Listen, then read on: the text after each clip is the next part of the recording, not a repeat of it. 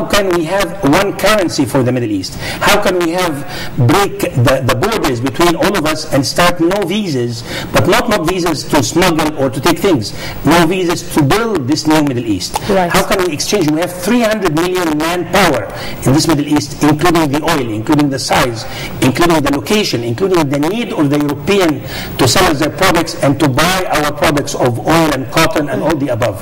So really, time has come that we need to scream. And when I say to scream to the Japanese, to the Chinese, to the American, to the European Union, and we have a really committee to direct us to the right place. Egypt, Tunis, all those countries who needs really direction. Libya now coming very fresh. Syria might come in the very near future, very few hours and days. We have to think really of a bright future, and the faster the better, because really the train doesn't wait for anyone. Absolutely. We have to run after the train. Now, Doctor, going to the Independent, a headline reads, Libya, can the rebels rule?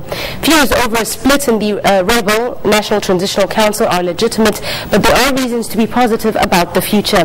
There's been a lot written about the difficulty that the rebel National Transitional Council may have consolidating control over a post-Gaddafi Libya and the likelihood of splits, possibly bloody ones, between the different factions. Are the fears legitimate? Is the situation not quite as dangerous as some might believe? First and foremost, interestingly, they call them here the rebels, which is still quite a negative connotation. It is. Do you think the rebels or the revolutionists can rule?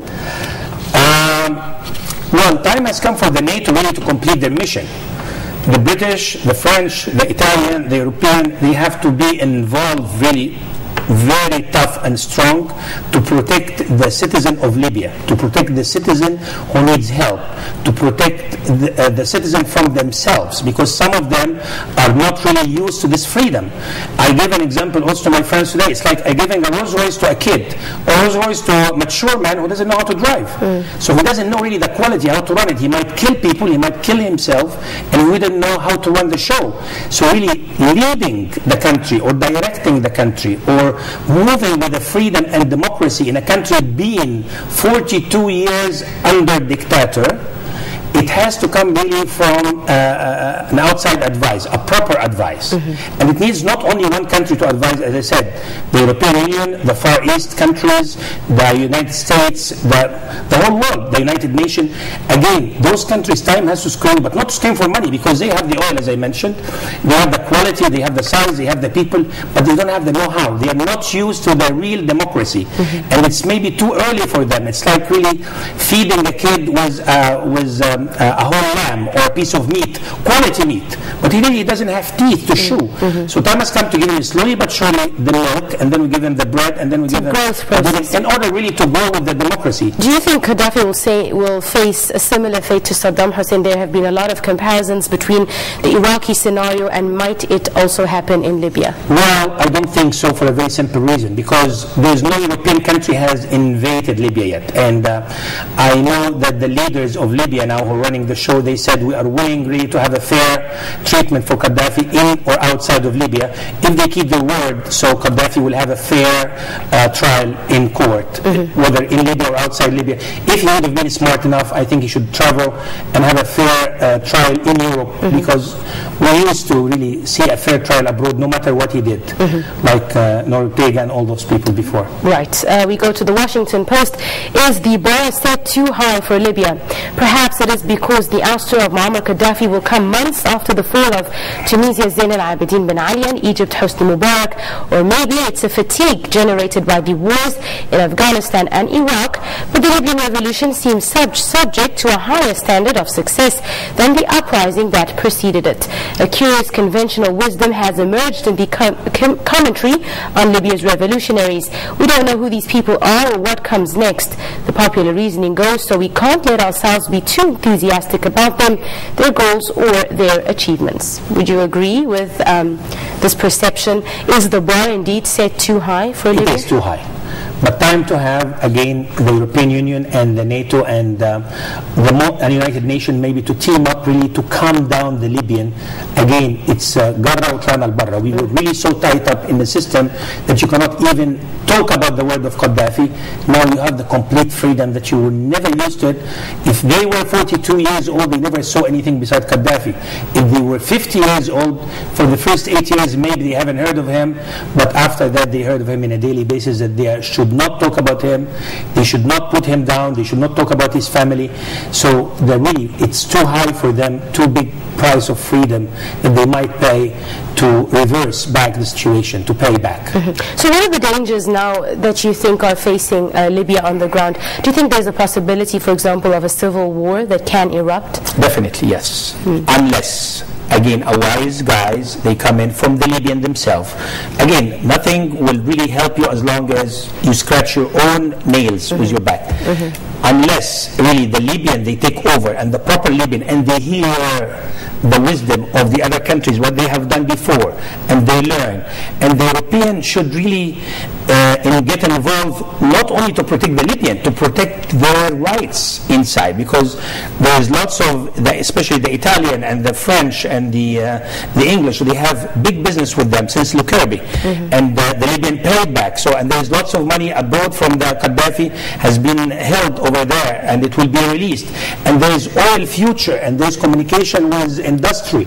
So all of this, and Libya could be a great market for the Middle East also between them and the European Union. So they have to come not only for the benefit of the Libyan, for the benefit of the European Union in the future dealing with an oil country of the Middle East. And this is a major one. So again, the Libyan has to help themselves first, and I don't see why they cannot ask and request foreign help to direct them and to manage their country in the positive side, the way it should be.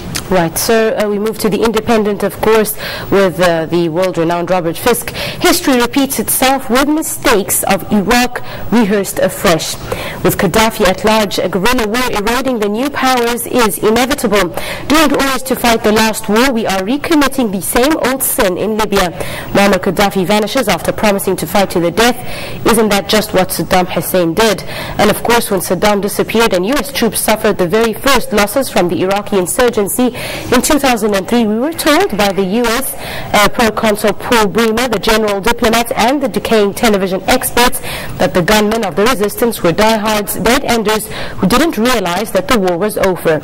And if Gaddafi and his egg-headed son remain at large, and if the violence does not end, how soon will we be introduced once more to the dead-enders who simply will not understand that the lads from Benghazi are in charge and that the war is over? Indeed, within 15 minutes of my writing the above words, a Sky News reporter had reinvented diehards as a definition for Gaddafi's men. See what I mean? Robert Fisk has quite a unique take on the situation. It is. It's a big lesson to the Arab leaders really in the near future, not to abuse their people, not to abuse their country, not to take it for granted, to understand that no matter how they can last in their seats, people, they will not let them ruin the country as much as the leaders might think they can. Do you think, Robert Fisk asked, Libya suffered from the cancer of the Arab world, financial, moral corruption, whichever it may be. Do you think that the future will be any different after now this post-revolution or transitional phase that they're in?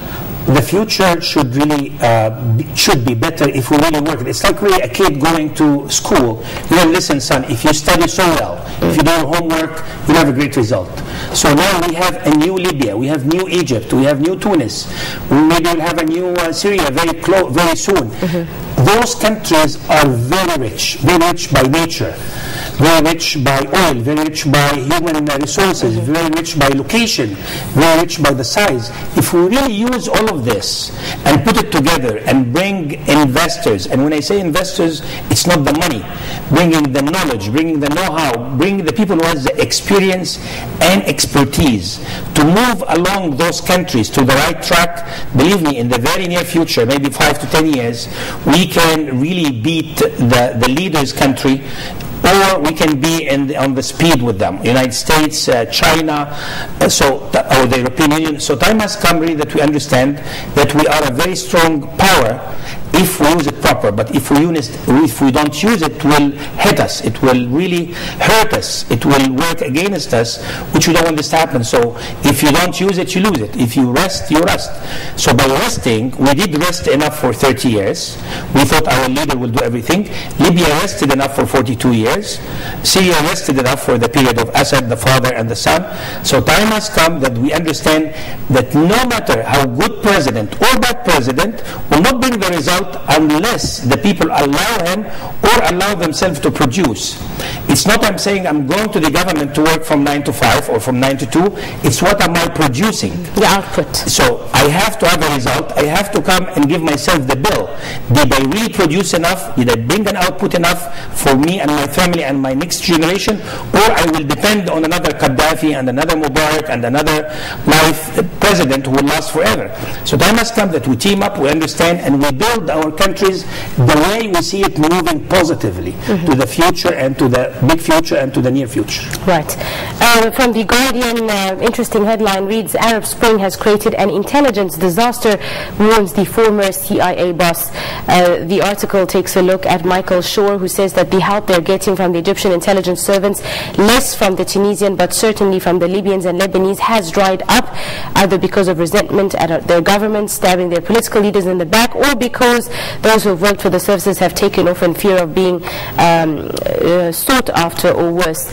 This is another take on the CIA and their intelligence service. Well, as I mentioned in the beginning of this program, I said last Ramadan, no one could have imagined that this would happen. So if we have not CIA, if we have CIA, FBI, angels, all the above, nobody would expect all this, I call it humma, I call it this fever, that it will run all over the country. It's like gas pipe booming.